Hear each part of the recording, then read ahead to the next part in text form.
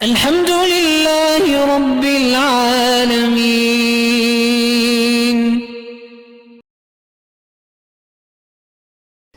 برادران اسلام، یہ مہینہ مبارکہ جو ہے، شہر مبارک جو ہے، رمضان مبارک جو ہے، یہ سراپا ہی اللہ کی طرف سے انعام ہے۔ جیسے کہ بعض روایات میں یہ بھی آتا ہے کہ اس کا پہلا عشرہ جو ہے وہ اللہ تعالیٰ کی طرف سے رحمت کا حصہ ہے، اور دوسرا جو ہے وہ مغفرت بخشش کا ہے، اور تیسرا عشرہ جو ہے وہ عتق من النار، جہنم سے آزادی کے پروانے ملتے ہیں۔ تو یہ مہینہ ایک اتنا عظیم اور مقدس مہینہ ہے کہ اسی میں اللہ نے قرآن کو نازل فرمایا ہے۔ ایک تو قرآن کا نزول جو ہے وہ آسمانوں میں ہوا، اور پھر آسمانوں سے زمین پہ ہوا۔ تو اللہ نے جو آسمانوں پہ نزول فرمایا ہے وہ لوح محفوظ سے بیت العزت، آسمان دنیا کے پہلا جو آسمان ہے اس میں ایک جگہ ہے جس کا نام بیت العزت ہے۔ تو اللہ نے قرآن پاک کو لوح محفوظ سے بیت العزت میں جو اتارا ہے تو وہ اسی رمضان میں ہے کہ انا انزلناہ فی لیلۃ القدر وما ادراک ما لیلۃ القدر لیلۃ القدر خیر من الف شہر۔ یعنی پورے کا پورا قرآن اللہ نے لوح محفوظ میں محفوظ رکھا، پھر اس کو بیت العزت میں اتارا، اور پھر بیت العزت سے تقریباً 23 سال کی مدت میں جبریل علیہ السلام قرآن لے کر حضور صلی اللہ علیہ وسلم پہ اترتے رہے، سورتاً سورتاً، نجماً نجماً، آیتاً آیتاً۔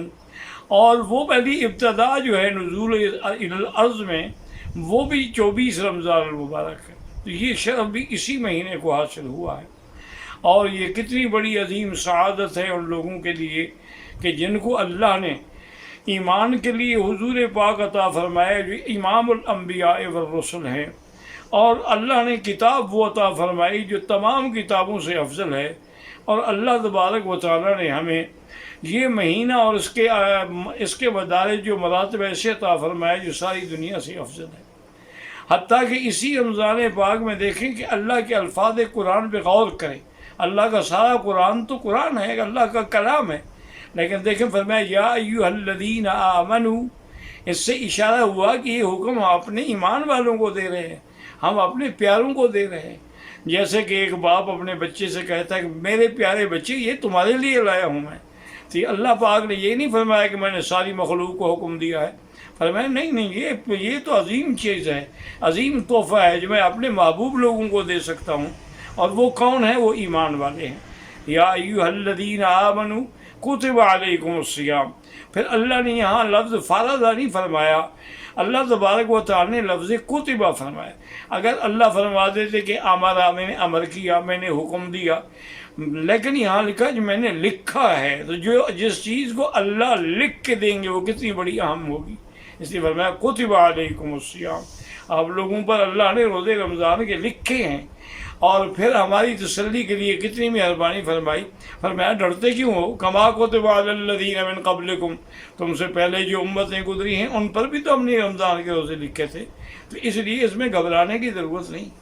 اور پھر یہ روزے کیوں ہیں؟ اس کا مجھے تو کوئی فائدہ نہیں ہے، اس کا فائدہ یہ ہے کہ تم متقی بن جاؤ، لعلکم تتقون، تاکہ تم اللہ سے ڈرنے والے بن جاؤ، پرہیز کرنے والے بن جاؤ۔ اور وہ کیسے بنو گے؟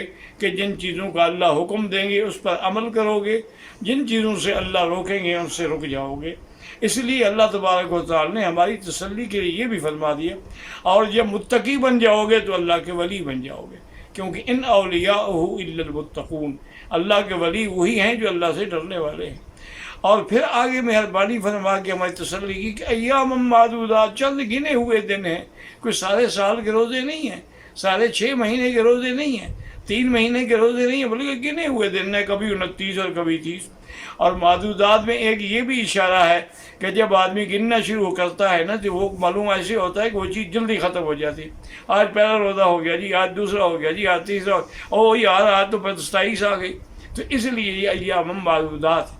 پھر اللہ نے ایک اور بھی کرم فرمایا کہ اگر تم میں کوئی بیمار ہے، من کان منکم مریضا او علی سفر یا مسافر ہے، فعدۃ من ایام اخر، وہ ان دن قضا کر سکتا ہے، روزے نہ رکھے تاکہ اسے سفر میں تکلیف نہ ہو، تاکہ اسے کی بیماری میں تکلیف نہ ہو۔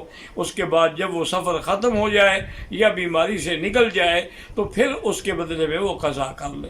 اور ایک بیماری ایسی ہوتی ہے جو ختم ہونے والی نہیں ہے، والذین یطیقونہ فدیۃ طعام مسکین، وہ بعض لوگ بڑی عمر ہے، شوگر کے مریض ہیں یا نعوذ باللہ دمے کے مریض ہیں، وہ جب تک بیچارے آکسیجن نہ لیں اس وقت تک ان کا روزہ زندہ نہیں رہ سکتے، تو ان کے لیے بھی رعایت فرما دی کہ بس ایک مسکین کا کھانے کے پیسے جو ہے وہ تقسیم کر دیا کرو، یعنی ایک مسکین، اور تمہاری حالات کے مطابق تم اگر خود 20 روپے کا کھانا کھاتے ہو تو پھر صدقے میں بھی 20 دو گے، تم اگر 5 روپے کا کھانا کھاتے ہو صدقے میں بھی 5 دو گے، یعنی جو تمہارا سٹینڈرڈ ہے، جو تمہارا معیار ہے، اس کے مطابق ایک بندے کے کھانے کے پیسے جو ہیں وہ چاہے پورے مہینے کے ادا کر دو، چاہے روز روز ادا کرو، چاہے آہستہ آہستہ ادا کر دو، اور اگر تندرست ہو جاؤ تو پھر پیسے صدقہ دینے کی ضرورت نہیں ہے، پھر تم اسی روزے کی قضا کر لو گے، یعنی ایک روزہ چھوڑا ہے تو ایک روزے کی قضا۔